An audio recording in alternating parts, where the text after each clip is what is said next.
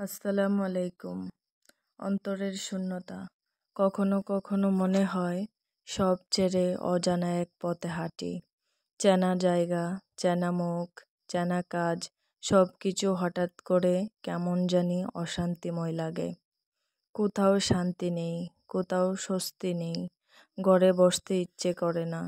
বাইরে গেলে মন পড়ে থাকে এক অজানায় শূন্যতায়।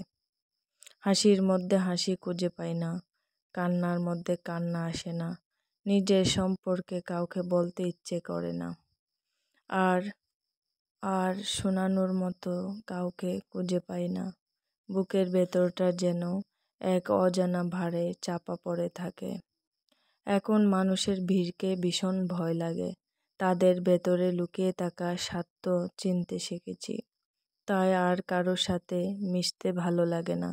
মাঝে মাঝে মনে হয় আমার এলাকা ছেড়ে চলে যাই, পাহাড়ের চূড়ায় কিংবা সমুদ্রের নীরব তটে, যেখানে কোনো প্রশ্ন নেই, জবাব নেই, শুধু আমি আর নীরবতা। এখন চারিদিকে মানুষগুলোকে মনে হয় অচেনা অচেনা অজানা। অনেক ভয় করে, কখন কি বলে ফেলি, কখন কি বলে।